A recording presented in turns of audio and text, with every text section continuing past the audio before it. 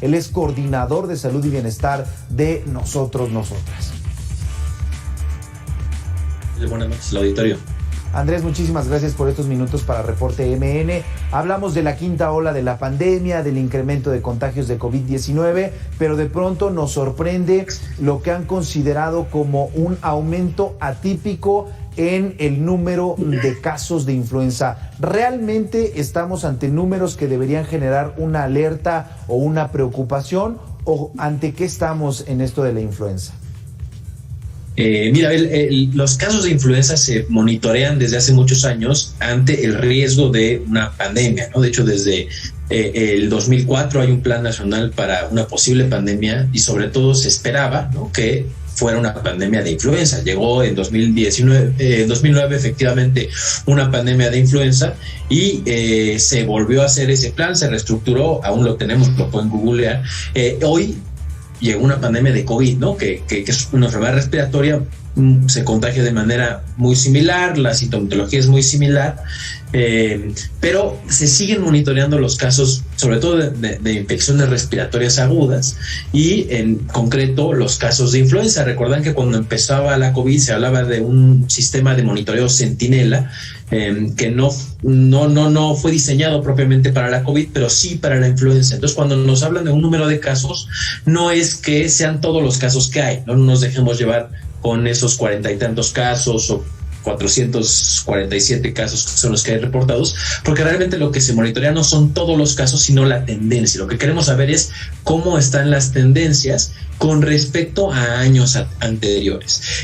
Cabe destacar aquí que en los años anteriores había habido de manera atípica muy pocos casos de influenza, y esto un poco se explica porque se estaban tomando medidas para la COVID que también ayudaban a disminuir de manera importante los casos de influenza, porque la influenza, como una infección respiratoria aguda, se contagia cuando alguien está enfermo y convive, sobre todo en espacios cerrados, con otras personas, ¿no? Y esto pues no pasó en 2020 y principios de 2021. Pues fue poco porque estábamos aisladas, no había clases, varios comercios cerrados, y también es atípico digamos, por así decirlo, tendencia, porque estamos en un periodo que se le llama interestacional.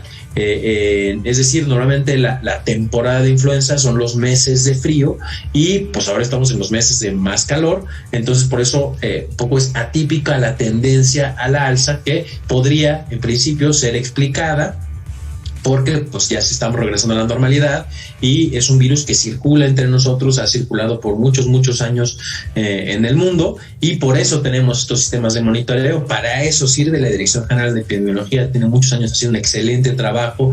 Los laboratorios, tanto estatales como el Laboratorio Nacional, hacen este seguimiento puntual, no solamente para saber si es influenza o no, sino también saber cuál es la subvariante. De hecho, así nos dimos cuenta que en 2009 era un virus nuevo, por así decirlo, ¿no? Hoy sabemos que es un virus que ya conocemos, ¿no? Esta subvariante del virus que está circulando hoy es sobre todo en el 80% del H3N2, que ya la conocemos, la sabemos cómo se comporta. También se monitorea si hay resistencia al antiviral que tenemos, a los de Tamiflu. Hasta el momento no hemos notado que haya resistencia. La Dirección General de Epidemiología reporta que sigue respondiendo el virus a este antiviral. Entonces, digamos que esas en general son buenas noticias. No quiere decir que nos tenemos que confiar, ni ahora, ni con el COVID, ni nunca, ¿no? ¿Por qué? Porque la influenza mata. Y pues ya nos dabas tú los datos puntualmente, ya hay lamentablemente 9 defunciones, y bueno, estos son defunciones esperadas, por así decirlo, porque digamos las personas mueren cada año de influenza, pero sí podemos hacer cosas para evitarlo, y un poco las recomendaciones son similares a las de la COVID, Ave. Sí. Andrés, con esta información que nos compartes, entendemos entonces que hay un salto, que hay un indicador que se dispara en términos estadísticos, y eso es lo que está llamando la atención de las autoridades sanitarias. En el caso de la población, y hablando pues de los millones de mexicanos, sabemos que hay un buen porcentaje de vacunación contra la influenza, que efectivamente con lo que nos compartes pues no tendría que haber una preocupación, una tensión o entrar en pánico. Sí, no, nada de pánico, nada de preocupación, más ocupación. A ver, es importante, se sigue monitoreando y así lo seguirá haciendo la Secretaría de Salud a través de la Dirección General de Epidemiología, a través de estas 473 unidades que son las que hacen que funcione este sistema Centinela, ¿no? Es como una especie de muestreo, entonces nos permite ver la tendencia en el país y cómo están en los diferentes estados. Es como en lugar de agarrar a todas las personas que tienen influenza, solamente se muestrean algunas personas que vienen con síntomas respiratorios y ese es el promedio que vamos calculando. Eso se tiene que seguir haciendo y se tienen que seguir haciendo los estudios moleculares para saber exactamente qué variante es.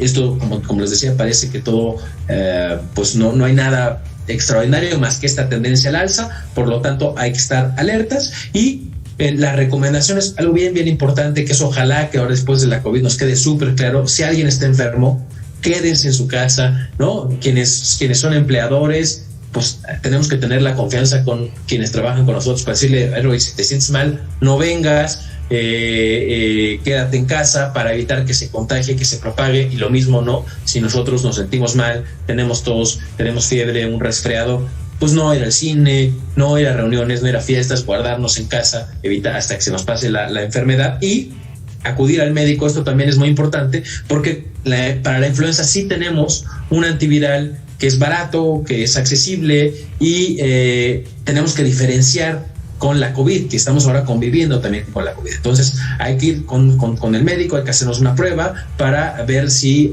hay que darnos un tratamiento específico para la influenza, que en este caso es el oseltamivir, que se tiene que recetar por parte de un profesional de salud, y en caso de tener COVID, pues también saber que tenemos COVID y atender las recomendaciones de nuestra doctora o de nuestro doctor. Platicamos esta noche con Andrés Castañeda, él es coordinador de salud y bienestar de Nosotras. Andrés, muchísimas gracias. Nos quedamos con pues esta parte, aclarar el dato estadístico que salta. Sí la alerta, pero no el pánico y sobre todo estas recomendaciones importantes que nos has hecho. Muchísimas gracias por estos minutos para Reporte MN. Gracias a ustedes, bonita noche. Ahí está la información puntual por parte de